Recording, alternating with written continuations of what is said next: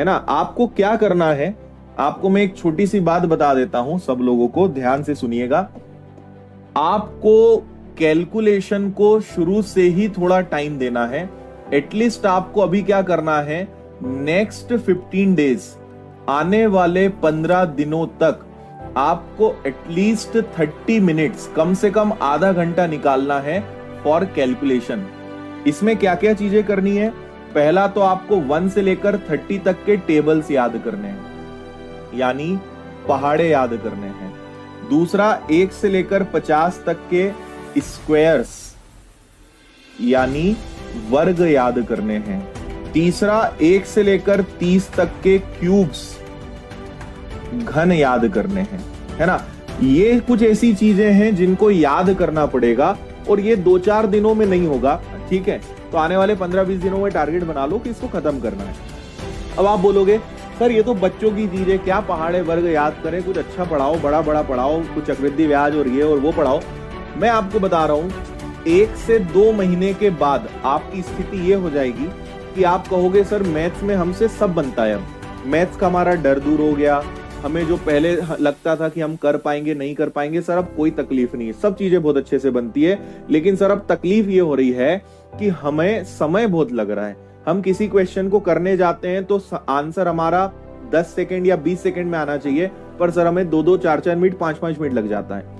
तो ये तकलीफ आपको ना हो, ये प्रॉब्लम आपको ना हो, उसके लिए आपको इस चीज को फॉलो करना पड़ेगा। और आप विश्वास करिए ये स्थिति फेस करोगे आप आगे चल के। आप मुझसे कहोगे या किसी से भी, आप जिसको भी फॉलो करते होंगे, जिसकी भी आप सलाह लेते होंगे, आप उससे बोलोगे यार समय बहुत लग रहा है। तो मैं आपको आज पहले ही बता रहा हूं कि समय, अगर आप चाहते हो कि आगे बचे, आपका कैलकुलेशन अच्छा हो, तो अभी से प्रैक्टिस करो, अभी से। ये बेसिक चीजें हैं, आगे चल के आप देखोगे कि हम काटा पीटी एकदम ऐसे उड़ाएंगे कि आपको लगेगा अरे ये कहां से हो गया, है ना। तो जो बात मान लेंगे, जो इस पे काम कर लेंगे, उनका कैलकुलेशन बहुत आसान हो जाएगा। कुछ लोग नहीं मानेंगे, ठोकर खा के ही वो ठाकुर बनेंगे, तो वो क्या करेंगे, नहीं कैसे मान ले, क्यों पहाड़े याद कर ले।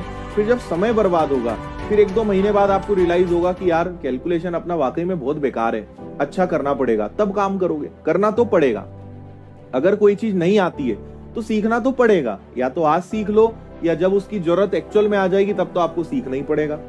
जैसे सरकारी विभागों में नहीं होता है, पुराने लोग जो हैं, आप अगर किसी गवर्नमेंट डिपार्टमेंट में जाओगे तो पुराने लोगों के साथ सबसे बड़ी समस्या क्या है, कंप्यूटर, बेचारों को चलाना ही नहीं आता है। सरकार उनको ट्रेनिंग देती है, ट्रेनिंग जब होती है तो ये मस्ती करते हैं, वहां पे मजे लेते हैं, ऐसे घूम फिर के आ जाते हैं, पछते रहते हैं। तो जब समय बदलता है तो चीजें भी बदलती है, काम करने का तरीका भी बदलता है। तो एक तरीका होता है कि अपने आप को अपडेट कर लो, दूसरा तरीका है कि अड़ जाओ, हम तो ऐसे ही हैं, हम तो कंप्यूटर नहीं सीखेंगे, हमने तो आज तक 30 साल ऐसी नौकरी करी, हम तो अभी भी ऐसी करेंगे। तो भी तकलीफ नहीं है भैया, जाओगे, क्या कर सकते हैं, सरकारी नौकरी है। तो एक समय है, एक तरीका होता है अपने आप को बदलना, दूसरा तरीका होता है अपने आप पर अड़े रहना कि मैं तो परफेक्ट हूं, मैं तो नहीं सुधरूंगा, है ना, मैं तो जैसा हूं सही हूं। वो चीज आपको आगे दिक्कत देगी। जब आप 1-2 एग्जाम दोगे, पेपर बिगाड़ दोगे, फिर आप उन चीजों से सबक लोगे। तो मैं आपको बस पहले समझा रहा हूं कि ऐसी कोई चीज ना करो कि आपके हाथ से मौका निकल जाए। कैलकुलेशन अच्छा करना पड़ेगा, आपसे मैथ्स का हर चैप्टर बनेगा, आपसे हर टाइप के क्वेश्चंस बन जाएंगे, लेकिन स्पीड कैसी होगी वो मेरे हाथ में नहीं है। आपकी स्पीड में नहीं बढ़ा सकता हूं, पूरा मैथ्स में आपको सिखा सकता हूं, लेकिन स्पीड के लिए खुद को एफर्ट लगाने पड़ेंगे, आपको खुद को काम करना पड़ेगा, है ना। तो इन पर काम करिए। जब आप इस टारगेट को अचीव कर लेते हो तो आपको कुछ दिन पेन फ्री कैलकुलेशन की प्रैक्टिस करनी है। ये और मैं आपको बता देता हूं, मान लोगे तो फायदा हो जाएगा, नहीं मानोगे तो दिक्कत नहीं है। 4 महीने बाद आप बोलोगे सर अब बताओ क्या करना है। पेन फ्री कैलकुलेशन की प्रैक्टिस करिए। पेन फ्री कैलकुलेशन कैसा होता है कि आपने कोई भी सिंप्लीफिकेशन का कोई क्वेश्चन देख लिया कि 40 divided by 8 plus 9 plus minus का 2। अब मान लो एक क्वेश्चन लिखा है, इसको बिना पेन उठाए करो, है ना, इसको बस देखो कि यार क्या कर सकते हैं। तो आपने कहा कि पहले 8 से डिवाइड करेंगे 5 बार, तो ये आपके दिमाग में आ गया, 5 आ गया, 5 और 9 कितना हो गया, 14, 14, है ना, 2 गया, तो सर आंसर इसका कितना आएगा, 12 आएगा। शुरुआत में दिमाग थोड़ा कम काम करेगा, शुरुआत में थोड़ी दिक्कत आएगी, भूलोगे बार बार, लेकिन धीरे धीरे चीजें बनने लगेंगी।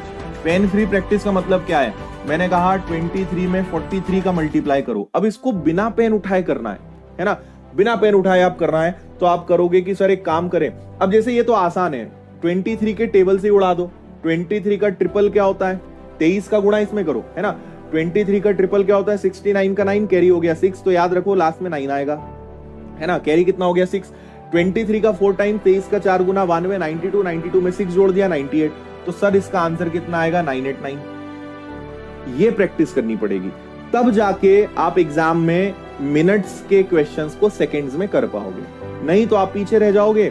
क्योंकि आपको कंपटीशन एग्जाम्स में समझना होगा कि समय कम होता है और क्वेश्चंस बहुत ज्यादा होते हैं। आप स्कूल में 20 सवाल 3 घंटे में करते थे, यहाँ पे आपको 1 घंटे में 100 सवाल, 2 घंटे में 200 सवाल करने होते हैं, उसमें से मैथ्स के ही 30, 40, 50 क्वेश्चन होते हैं। कैसे करोगे आप? ये तभी कर पाओगे जब आप प्रैक्टिस इसकी दिमाग से करोगे। इसको बोलते हैं पेन फ्री कैलकुलेशन।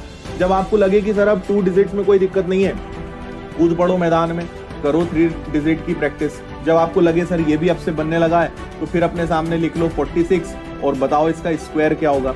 तो मैं जब प्रिपरेशन करता था तो मैं डेली इस चीज को 15 मिनट देता था। मेरी आदत थी, मैंने रोज 15 मिनट इसको दिए थे। 1 से 2 महीने मैंने बहुत तगड़ा कैलकुलेशन का प्रैक्टिस किया था, और फिर जो मैंने उस समय अपने आप को जैसा ढाल लिया वो आज तक चल रहा है।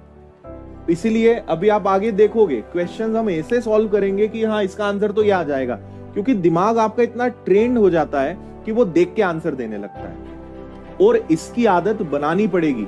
मैं हमेशा बोलता हूं आपके पास 2 चीजें चलाने के लिए हैं। आपके हाथ में आपके पास 2 चीजें चलाने की है, या तो आप पेन चला सकते हो या दिमाग चला सकते हो, है ना। या तो पेन चला लो या माइंड चला लो, लेकिन याद रखना सिलेक्शन आपको ये दिलाएगा। दिमाग चलाओगे तो सिलेक्शन दिलाएगा। पेन तो हम बचपन से चला रहे हैं, पेन तो 20 साल से चला ही रहे हो। पेन चलाने से स्पीड नहीं बढ़ेगी, दिमाग चलाने से स्पीड बढ़ेगी। आपको ये पता होना चाहिए कि अगर एग्जाम में 50 क्वेश्चन आएंगे तो 40 क्वेश्चंस आप विदाउट पेन कर सकते हो, बिना पेन उठाए, केवल क्वेश्चन को देख के आंसर दे सकते हो। मैं आपको करके दिखाऊंगा, है ना। हाँ, मैं ये नहीं बोलता हूँ कि सारे क्वेश्चन, 10 क्वेश्चन ऐसे होंगे जहां थोड़ा बहुत पेन चलाना पड़ेगा, लेकिन आज तो हमारी आदत पूरा ही पेन चलाने की है ना। तो इसलिए जितना पेन कम चलाओगे उतना दिमाग ज्यादा चलेगा, और जितना पेन चलाओगे उतना दिमाग आपका काम कम करेगा। इसलिए अच्छी आदतें अभी से बनाओ। अभी से सोच लो कि पेन को फेंकना है उठा के, पेन ज्यादा चलाना ही नहीं अपने को, तो दिमाग चलाने पे मजबूर होंगे आप, और चलेगा। लेकिन आदतें बनानी पड़ेगी। भाई हमारी एक गंदी आदत बनी हुई है पेन चलाने की, एकदम से तो छूटेगी नहीं। 15 दिन, 20 दिन, 25 दिन ठान लो आज से कि जहां पेन चलाए बिना काम हो सकता है, पेन कम चलाएंगे। तो 1 आध महीना लगेगा, आप खुद बोलोगे सर अब तो ये देख के आंसर आने लगे सर हमारे। ये होता है ना। लेकिन इट्स ऑल अबाउट कि हम अपने आप को कैसे ट्रेन कर रहे हैं, हम अपने आप को कैसा शेप दे रहे हैं। ठानना आज से पड़ेगा, काम आज से करना पड़ेगा, तब जाके चीजें आपसे बनेंगी, है ना। इनके चार्ट भी हैं, टेबल्स इनके, वो मैं पीडीएफ डलवा दूंगा, बाकी वो आपको आराम से अवेलेबल है। तो ये मेरी कुछ सलाह है, आप मान लें तो बहुत अच्छी बात है, नहीं माने तब भी कोई समस्या नहीं है। आगे तो समस्याएं आएंगी। एक तरीका होता है समस्या के लिए पहले से तैयार होना, और वो इंसान कभी लाइफ में नहीं रुकता, वो हमेशा बहुत ऊंचाइयों पे जाता है। दूसरा होता है समस्या आने पर काम करना। ऐसे लोग बहुत बड़ा कुछ जीवन में नहीं कर पाते, है ना।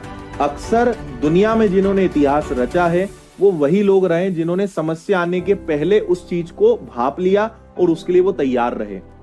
और आम इंसान क्या होते हैं, वो समस्या आने पर ही जागते हैं, वो समस्या आने पर ही उसके लिए काम करना शुरू करते हैं, इसलिए वो आम इंसान होते हैं, है ना। और जो सफल लोग हैं वो पहले से तैयार होते हैं उसके लिए। चलिए।